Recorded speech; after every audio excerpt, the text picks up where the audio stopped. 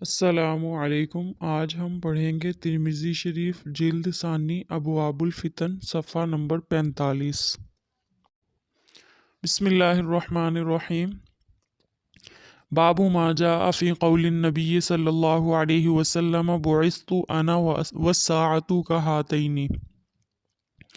یہ باب ہے نبی کریم صلی اللہ علیہ وسلم کی بعثت قیامت کے قرب کی علامت اس کے بیان میں۔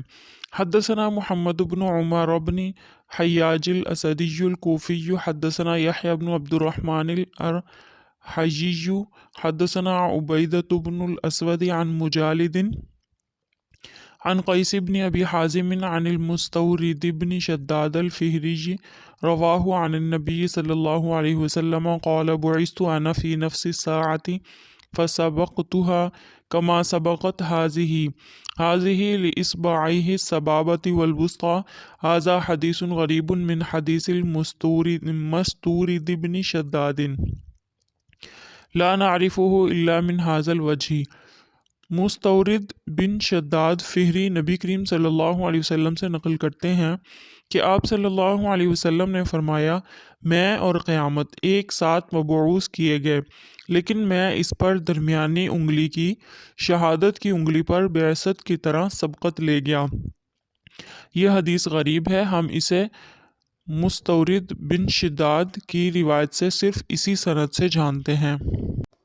حدثنا محمود بن غیلان حدثنا ابو داود انبأنا شعبة عن قتادة عن انس قال قال رسول الله صلی اللہ علیہ وسلم بعثت انا والساعة كهاتين وأشار ابو داود بالسبابة والوسطى فما فضل احداهما على الأخرى۔ هذا حدیث حسن صحیح۔ حضرت انس رضی اللہ تعالیٰ عنہ سے روایت ہے کہ رسول اللہ صلی اللہ علیہ وسلم نے فرمایا، مجھے اور قیامت کو ان دو انگلیوں کی طرح متصل بھیجا گیا ہے۔ پھر ابو داود یعنی راوی نے شہادت کی انگلی اور درمیانی انگلی کے ساتھ اشارہ کیا کہ ان میں سے ایک کو دوسری پر کیا فضیلت ہے۔ یہ حدیث حسن صحیح ہے۔ انا فی نفس الساعۃ یہ منصوب ہے، یہاں پر واو جمع کے لیے ہے، مطلب یہ ہے کہ میں قیامت کے ساتھ ان دو انگلیوں کی طرح بھیجا گیا ہوں۔ میرے اور قیامت کے دن میں اتنا فرق ہے جتنا ان دونوں انگلیوں کے درمیان میں ہے۔ بعض نے کہا اس کا مطلب یہ ہے کہ ان دونوں انگلیوں کے درمیان کوئی فاصلہ نہیں، تو اسی طرح میرے بعد قیامت تک کوئی نبی نہیں آئے گا۔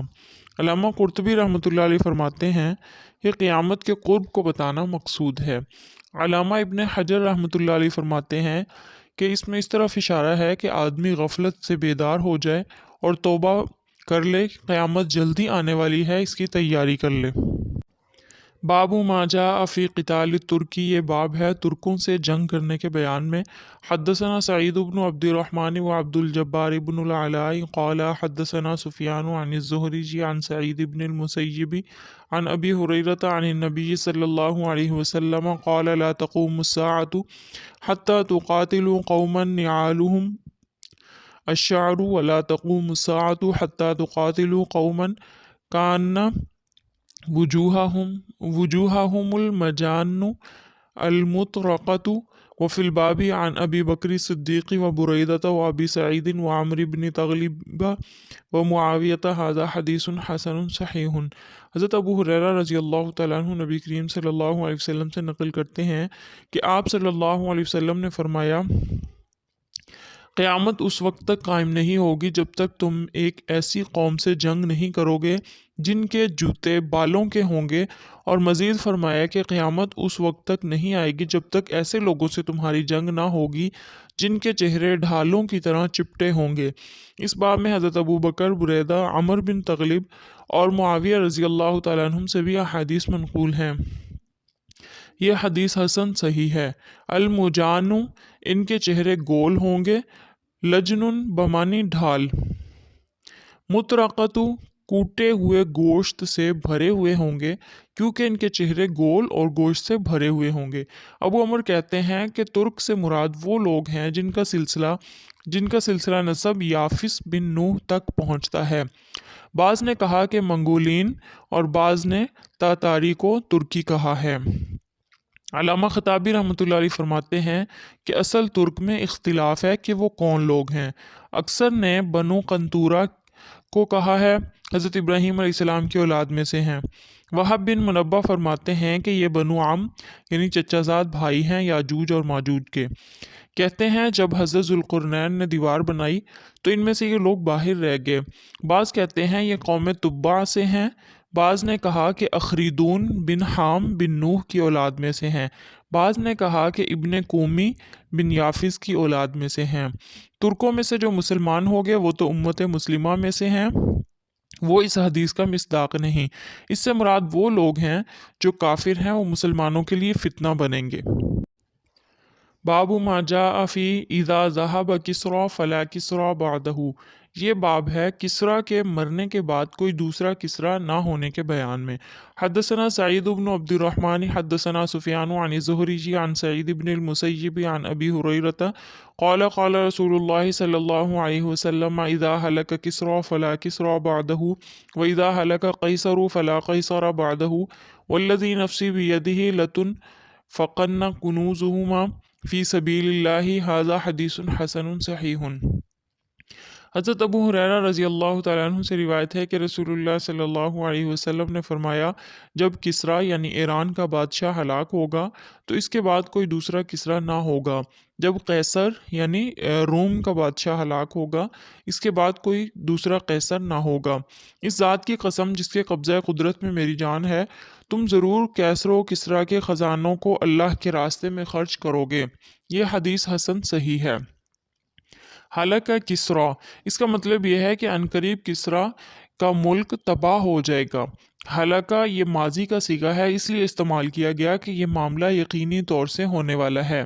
فلا یکون کسریٰ، آپ صلی اللہ علیہ وسلم کے زمانے میں جو کسریٰ یعنی بادشاہ تھا، آپ صلی اللہ علیہ وسلم نے فرمایا کہ اس کے بعد اب کوئی دوسرا کسریٰ نہیں ہوگا۔ ایران کے ہر بادشاہ کو کسریٰ کہتے ہیں۔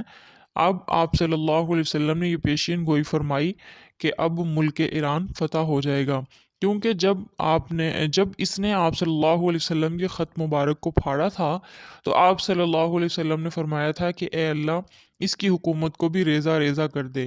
ایسا ہی ہوا، حضرت عمر رضی اللہ تعالیٰ عنہ کے زمانہ میں ایران فتح ہو گیا۔ حالانکہ قیصر ملک شام کے بادشاہ کو کہتے ہیں کہ عنقریب روم بھی فتح ہونے والا ہے۔ حضرت عمر رضی اللہ تعالیٰ عنہ کے دور خلافت میں روم بھی فتح ہو گیا تھا۔ یہ بات آپ صلی اللہ علیہ وسلم نے اس لیے فرمائی کہ قریشی لوگ تجارت کے لیے فارس اور روم جاتے تھے۔ جب قریش کے لوگ مسلمان ہو گئے تو اب سفر میں مشکلات آنے لگیں، تو آپ صلی اللہ علیہ وسلم نے پیشین گوئی فرمائی کہ فکر نہ کرو، عنقریب یہ دونوں ملک فتح ہو جائیں گے۔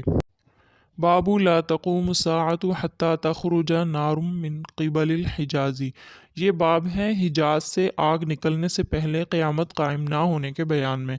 حدثنا احمد بن منیع حدثنا حسین بن محمد البغدادی حدثنا شیبان عن یحیی بن ابی کثیر عن ابی قلابۃ عن سالم بن عبد اللہ عن ابیہ قال قال رسول اللہ صلی اللہ علیہ وسلم ستخرج نار من حضرموت او من نحو بحر حضرموت قبل یوم القیامت تحشر الناس قالوا یا رسول اللہ فما تأمرنا فقال علیکم بالشام وفی الباب عن حذیفۃ بن اسید رضی اللہ تعالی عنہ وابی ہریرہ رضی اللہ عنہ ھذا حدیث حسن صحیح غریب من حدیث ابن عمر۔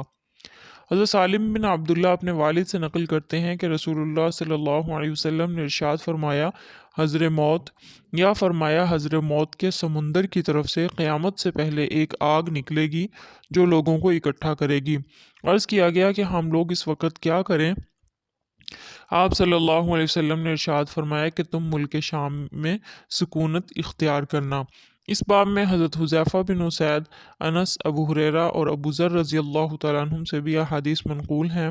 یہ حدیث عبداللہ بن عمر رضی اللہ تعالیٰ عنہ کی روایت سے حسن صحیح غریب ہے۔ تحشر الناس، حضر موت یا اس کے سمندر کی طرف سے آگ آئے گی، یہ لوگوں کو حشر کی طرف جمع کرے گی۔ صحابہ کرام نے پوچھا کہ ہم اس وقت کیا کریں؟ فرمایا ملک شام چلے جانا، کیونکہ وہاں حشر و نشر قائم ہوگا۔ علامہ جزری رحمۃ اللہ علیہ فرماتے ہیں کہ آگ سے حقیقتاً آگ مراد ہے، بعض کے نزدیک فتنہ مراد ہے۔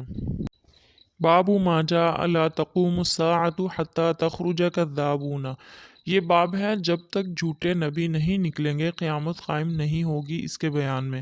حدثنا محمود بن غیلان حدثنا عبد الرزاق حدثنا معمر عن حماد بن منبه عن ابی ہریرۃ قال قال رسول اللہ صلی اللہ علیہ وسلم لا تقوم الساعة حتى ينبعث كذابون دجالون قریب من 30 كلهم يزعم انه رسول اللہ صلی اللہ علیہ وسلم وفي الباب عن جابر بن سمرۃ وابن عمر هذا حدیث حسن صحیح۔ حضرت ابو ہریرہ رضی اللہ تعالیٰ عنہ سے روایت ہے کہ رسول اللہ صلی اللہ علیہ وسلم نے فرمایا قیامت اس وقت تک نہیں آئے گی جب تک 30 کے قریب جھوٹے دجال نبوت کے دعوے دار بن کر ظاہر نہیں ہوں گے۔ اس باب میں حضرت جابر بن سمرہ اور ابن عمر رضی اللہ تعالیٰ عنہ سے بھی احادیث منقول ہیں، یہ حدیث حسن صحیح ہے۔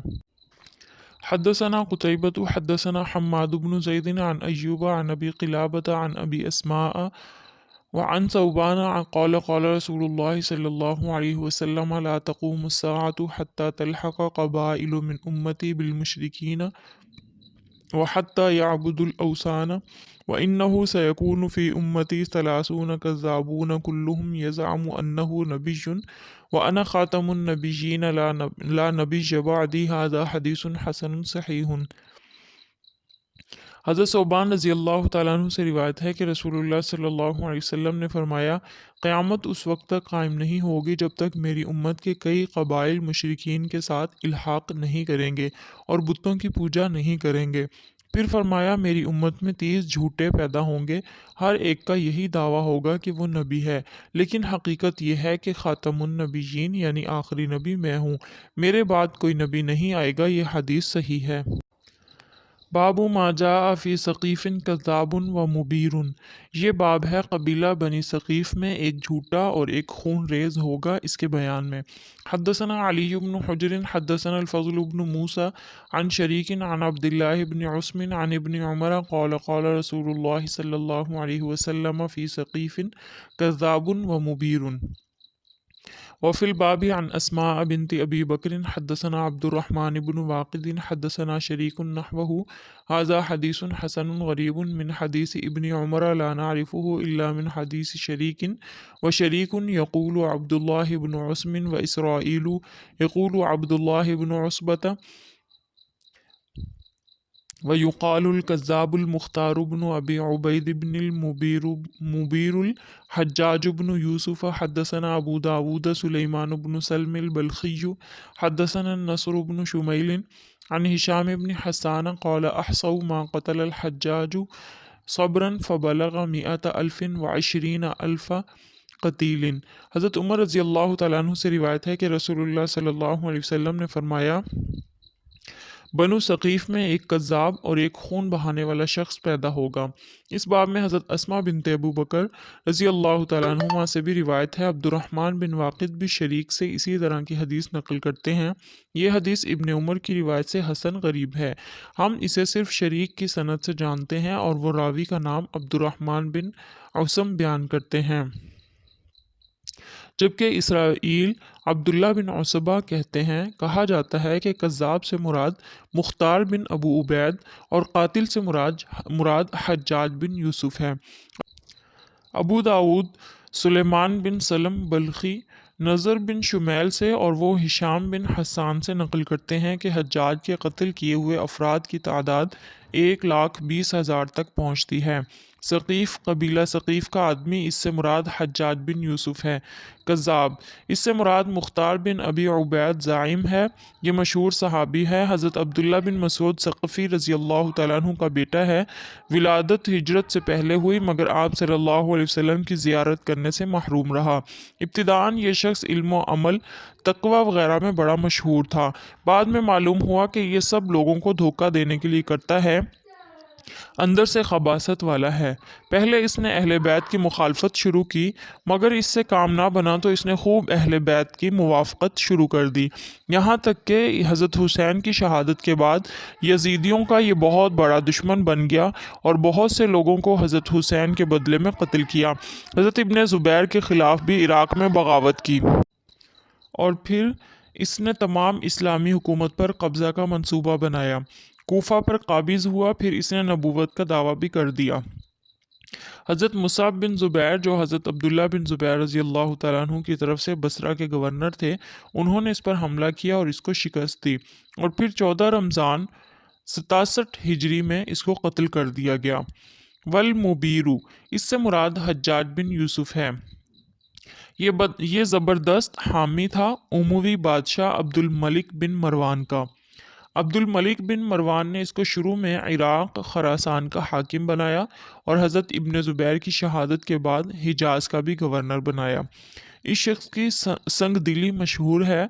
इसने जेल खाना बनवाया था जिसकी छत नहीं थी, सर्दी गर्मी बारिश सब अंदर आती थी। इसने 1,20,000 आदमियों को बांध कर कत्ल करवाया। ये वो लोग हैं जो जंग में या खताकार मारे गए इसके अलावा थे। इसकी पैदाइश 40 हिजरी में हुई और 95 हिजरी में इसका इंतकाल हुआ।